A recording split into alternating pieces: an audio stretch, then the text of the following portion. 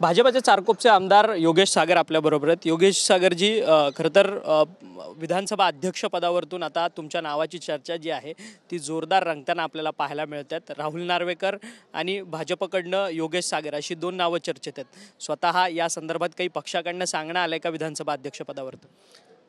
पक्ष जो निर्णय घेईल तो काम करायचा, कारण हा सगळे निर्णय पक्ष श्रेष्ठी घेतात आणि विचारपूर्वक निर्णय घेतले जातील आणि त्यामुळे मी कुठेही अशी इच्छा व्यक्त केली नाही। त्यामुळे पक्ष जो निर्णय करेल तो मान्य करू।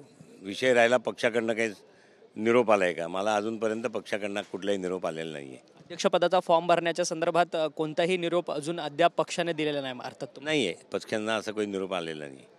खरं तर राज्यमंत्रीपदाची तुम्ही जबाबदारी मागच्या सरकारमध्ये तुम्ही म्हणजे भाजप सरकारमध्ये तुम्ही पेललेली होती। आता तुमच्या स्वतःच्या काही भावना आहेत का मंत्रीपद अथवा काही, कारण की तुम्ही आता अनेक वेळा निवडून आलेला आहात, सिनियर भाजप आमदारांपैकी एक आहात, सातत्यानं त्या मतदारसंघांमध्ये तुमचं वर्चस्व आहे मुंबईतल्या अनेक, त्यामुळे तुम्हाला ही संधी पदरात मिळावी अशी तुमची इच्छा आहे? असं आहे, मागच्या वेळेला जी संधी मिळेल तेव्हा 2 पक्षाचं सरकार होतं, आता 3 पक्षाचं सरकार आहे। त्यामुळे मंत्रिपदाची संख्या हे 3 पक्षामध्ये विभागली जाईल।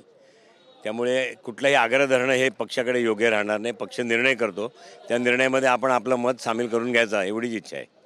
परंतु सातत्याने तुम्ही आता तिसऱ्यांदा आमदार झालेला, चौथ्यांदा आमदार झालेला तुम्ही चारकोप या विधानसभा मतदारसंघातून, सिनियरिटी देखील तेवढीच तुमची मोठी आहे। अर्थात भाजपच्या संपूर्ण पटलावरती तुमचं कॅल्क्युलेशनचं गणित देखील तुमचं जोरदार आहे। त्यामुळे यंदा तुमची विधानसभेच्या अध्यक्षपदाच्या संदर्भातली वर्णी अर्थात फॉर्म भरण्याच्या संदर्भात भाजप तुम्हाला विचार करेल असं वाटतं?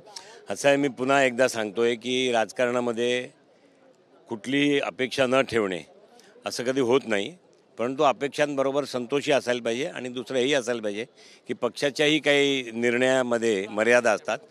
3 पक्षाची सरकार चालते, त्यामुळे पक्ष जो निर्णय करेल त्या निर्णयाला आपण उभे राहू, अन्यथा जे काम दिलं जाईल ते काम करू।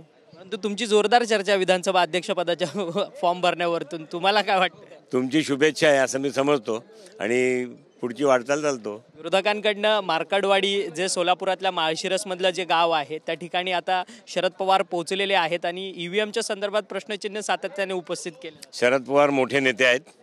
शरद पवार साहेबांनी ईव्हीएमच्या विषयामध्ये स्वतःचं मत फार अगोदर सुद्धा व्यक्त केलं होतं, जेव्हा लोकांनी ईव्हीएमवरती शंका केली होती तेव्हा। आज शरद पवार साहेब या पावलावर जात आहेत, कारण ते मानसिकरित्या थोडे खच्चीकरण झाले आहे, कारण 10 सीट विधानसभेत निवडून आले त्यांच्या पक्षाचे, एवढे मोठे नेते आहेत। त्यामुळे त्यांनी जे काही केलं असेल त्याच्यावरती लोकांचं लक्ष आहे आणि हे लोकांच्या भावनेला ठेस करणारा आणि लोकांच्या भावनेला दुखावणारा विषयावर ते चालत आहेत। महाविकास आघाडी असो, पवारसाहेब असो किंवा अन्यथा कुठलेही काँग्रेस पक्ष असो, काल जे विधानसभेमध्ये घडलं आहे तेही योग्य नाही आहेत। लोकांच्या मताचा अनादर करणं हे लोक लक्षात ठेवतात आणि त्यामुळे लोकांनी त्यांचा मान ठेवला विधानसभेच्या अगोदर लोकसभेमध्ये, परंतु ते स्वतः कुठल्या पद्धतीने वागले नरेटिव्ह सेट करून, त्यामुळे लोकांनी उत्तर दिलं आहे। आता हाही नरेटिव्ह सेट केला जातो आहे ईव्हीएमचा, लोक त्याचं उत्तर देतील स्थानिक स्वराज्य संस्थेच्या निवडणुकीत। धन्यवाद सर, तुम्ही आमच्याशी बातचीत केली होते। योगेश सागर जे भाजपचे एक चारकोपमधले आमदार आहेत ते म्हणतात की विरोधक सातत्याने नरेटिव्ह सेट करतात आहेत, त्यामुळे ईव्हीएमच्या संदर्भातला आता एक नवीन नरेटिव्ह जे आहे ते विरोधकांकडनं सेट केलं जात आहे, त्याला स्थानिक स्वराज्य संस्थेच्या निवडणुकीमध्ये योग्य उत्तर जे आहे ती जनता दाखवेल। मला मंत्रिपद असेल किंवा अध्यक्षपदाच्या संदर्भात अजूनपर्यंत कोणत्याही सूचना पक्षाकडनं आलेल्या नाहीत असं देखील जे मत आहे ते योगेश सागर यांनी आपल्याशी बोलताना व्यक्त केलं। व्हिडिओ जर्नलिस्ट गणेश अक्षय मंगणे, TV9 मराठी, मुंबई।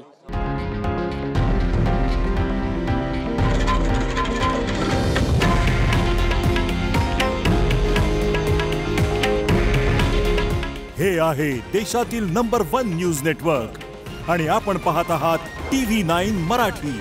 काळजी तुमची, हित महाराष्ट्राचं।